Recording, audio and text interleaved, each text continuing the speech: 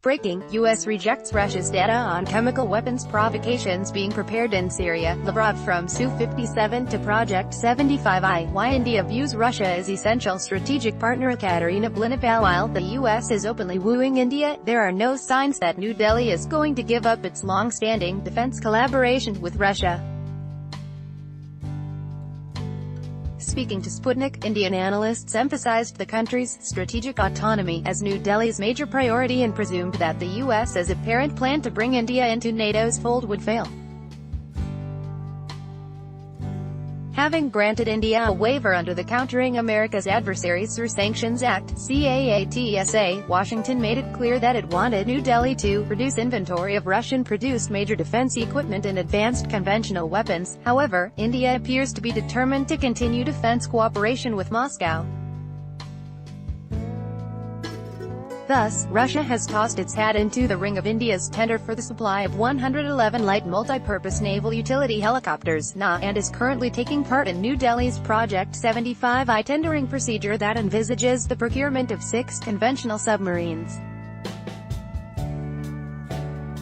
It seems that the U.S. might not be happy with the bolstering of Russo-Indian military collaboration. Meanwhile, Russia's Sukhoi Su-57 fifth-generation stealth multi-role fighter was publicly demonstrated at the latest Army 2018 International Military Technical Forum. 2 of these warplanes will be soon delivered to the armed forces. All in all, the Russian Aerospace Forces will get 15 Su-57 fighters in the near future. Still, the designers will continue developing the aircraft. It is expected that the jet will have enhanced artificial intelligence capabilities. Russia and India have jointly developed the new stealth fighter, previously known as the T-50 or PAK-FA, under the 5th-generation Fighter Aircraft Program, FGFA, for about 10 years. Reportedly, the Indian Air Force was not quite satisfied with the initial version of the plane's engine. However, the latest trials of Russia's cutting-edge Saturn Is-30 engines, which boost the Su-57's maneuverability and provide it with supersonic speed, have indicated that Russian designers are working against the clock to keep the aircraft up to date and on par with foreign analogs. Meanwhile, India's own 5th-generation fighter is reportedly expected to make its maiden flight in 2032. Amrita Dhillon, a foreign affairs analyst and founding editor of New Delhi-based Kutniti magazine, and retired Maj. Rajiv Narayanan, shared their views with Sputnik on the issue of Russo-Indian defense cooperation. Sputnik: what was behind supposed frictions between India and Russia over the joint 5th-generation stealth fighter project? What about India's own 5th-generation advanced medium combat aircraft, AMCA? Majgen Narayanan: there were a few issues that India was concerned with. A lack of sharing technology and security codes that would have ensured continued dependency on Russia, something that went against the grain of Make in India. B. There were doubts over the levels of stealth it would provide and over the competitiveness of the Su-57 among stealth aircraft in service of other nations because of production delays. C. The issue of engines and the need for their servicing in Russia at very short intervals was also a problem. The AMCA is a work in progress as a multimodal project that is looking at public, private and joint venture (JV) modes to fast-track its development. Copyright Sputnik, Ilya Pital Su-57 5th-generation fighter jets. File photo Sputnik: what do you think about Russia's chances of winning the ongoing Project 75 India tender on 6 diesel-electric submarines in India? What do you know about the tender?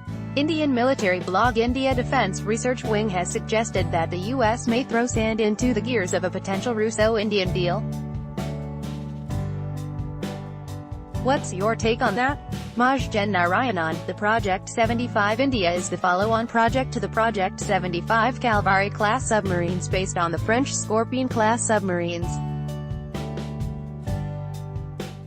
These submarines would have advanced air-independent propulsion (AIP) systems.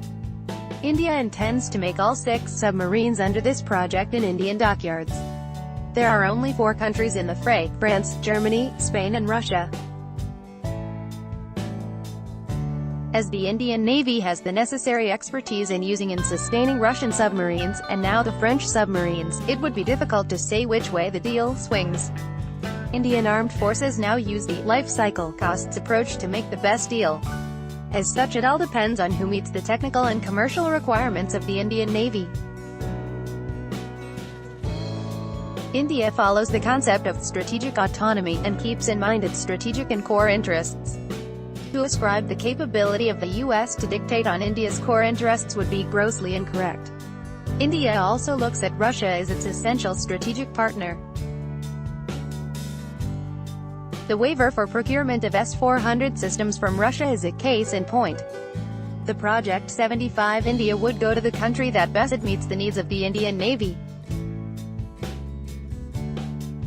Copyright Sputnik, Vitaly Yankov. Russian Pacific Fleet submarines during Navy Day celebrations in Vladivostok. Sputnik. The Trump administration has recently granted Strategic Trade Authorization 1 status to India. India has become the third Asian nation to receive this status from the US after Japan and South Korea. What does this development mean for India? Is the US trying to bring New Delhi into NATO's fold, in your opinion? I'm Rita Dillon. India appears to be a big beneficiary of STA-1. It will boost the country's cooperation in the areas of civil space, defense and other high-technology sectors. However, in my view, the Trump administration's decision to put India in STA-1 from STA-2 is more business-oriented. It is designed to remove the Congress and Senate limitations of conducting defense trade with India and make over the failed Lockheed Martin deal over a fail. Another reason in my view is the midterm elections, which will be held in November. Being the largest defense market, India will be an outstanding force in driving jobs in the US, something on what the Trump administration is focused.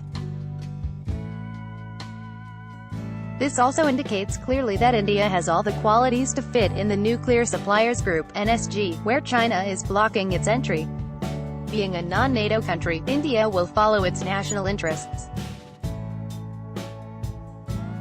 This is a little-known fact that the Indian Navy is the only warfare service branch in the world which integrates American sensors with Soviet-era technology.